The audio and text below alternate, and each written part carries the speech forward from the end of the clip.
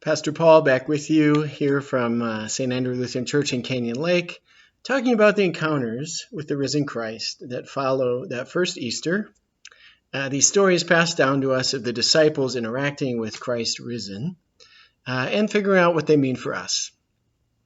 I want to pick up here where the one I've called Breakfast at the Beach leaves off in John 21. I'll let you read it for yourself. But Jesus sits with Peter for a moment here. Now, Luke 24 and 1 Corinthians 15 suggest that Peter and Jesus have already had a one-on-one encounter on Easter Day. Don't know anything more about that one. Peter's been with the disciples in the two encounters in John 20. Easter evening, they're all at table, and Jesus is in their midst. And again, a week later, and this time Thomas is there. So this isn't the first time Jesus has been together with Peter. But this time, they have some things they still need to talk about. So after breakfast on the beach is wrapping up, somewhere in the midst of this, see, they're sitting around a charcoal fire. Funny little detail there in John 21. Jesus had just been roasting breakfast for them. But the last time we heard about a charcoal fire was back outside the halls of power, where the servants and the soldiers are warming themselves around a charcoal fire while Jesus is under trial. And Peter makes it that far. He makes it that far, trying to go with Jesus as he's promised, right? He promised Jesus, I'll go with you even if I have to die. Well, he only makes it as far as that fire where the soldiers and the servants are warming themselves. And then 3 times, right, he says, I don't know who you're talking about. I don't know this Jesus. I'm not associated with him. Saving his own skin, shelling out Jesus. And then the cock crows and Peter weeps bitterly. Well, that's our most recent mention of a charcoal fire. Well, now he's sitting around a charcoal fire with Jesus. And Jesus says, do you love me, Simon? And he says, Lord, I do.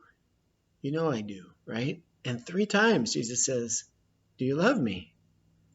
And by the 3rd one, it says, and Peter was hurt that he said this now for the 3rd time.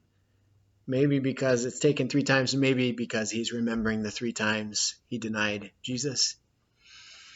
And each time he says, I love you, Jesus comes back with a response that's slightly different each time. Again, very mysterious, but feed my lambs, tend to my sheep. You know that I love you. Well, feed my sheep. So what's going on in this story? I see it as a chance for Peter to redeem himself in some ways, but more deeply, it's about being reconciled to Jesus. And that's where I think we can see that it isn't just in Christ's death that we're forgiven, but in Christ's resurrection, and that resurrection and reconciliation go together. Resurrection is this amazing second chance. I don't know what regrets you carry, but I think one of the hardest things we have is when we have sinned against our neighbors.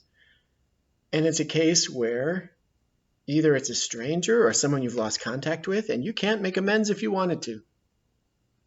Or it is someone who's died and you've got regrets and things that went unsaid.